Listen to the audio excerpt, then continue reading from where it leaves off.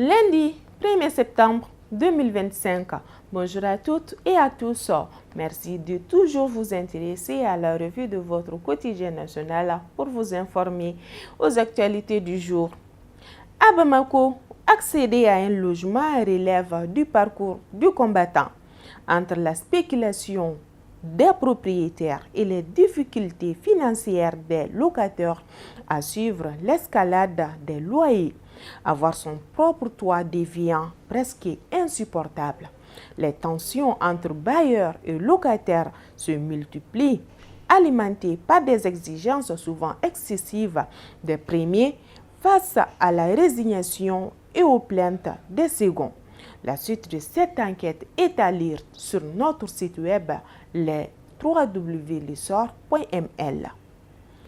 Les candidats au brevet de technicien BT1 et BT2 au certificat d'aptitude professionnelle, mais aussi les élèves en fin de cycle des institutions de formation des maîtres, de l'Institut de formation des GIR de Tombouctou et des écoles de formation des éducateurs préscolaires connaissent désormais leur sort.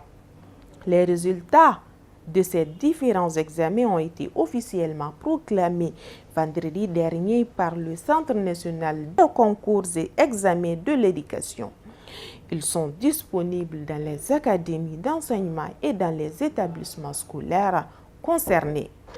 Après quelques années de perturbations, le ministère en charge de l'artisanat et de la culture a décidé en cette année de la culture décrétée par le président de la transition de donner un nouveau souffle à la 9e édition du Festival international Triangle du Balafon, prévu du 9 au 11 octobre prochain à Sikasso, capitale du Kénédougou.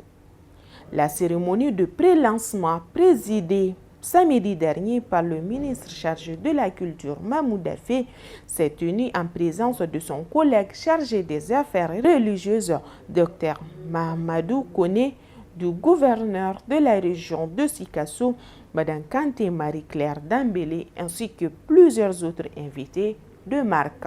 Situé à plus d'une centaine de kilomètres de Bamako, la localité de Kéniéba fait souvent parler d'elle-même à travers des actes de crime organisés.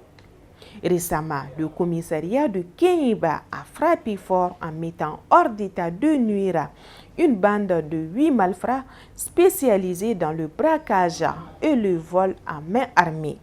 Ces bandits de grand chemin âgés de 24 à 41 ans opéraient généralement sur l'axe Bamako-Kéniéba et seraient responsables de plusieurs cas de braquage transfrontaliers, notamment entre le Mali et le Sénégal.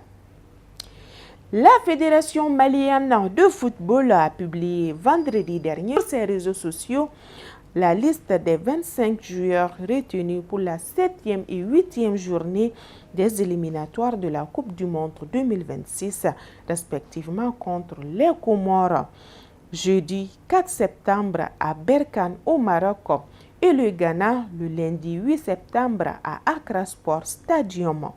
Cette liste est marquée par la première convocation du défenseur central Ousmane Camara qui évolue à Angers en Ligue 1 française. C'est ce qui met fin à l'actualité du jour, mais l'information continue sur notre site web, le www.lessor.ml ainsi que sur toutes nos différentes plateformes digitales. Qu'Allah bénisse le Mali. Bon début de semaine à toutes et à tous. Prenez soin de vous. On se dit à la prochaine. Ciao.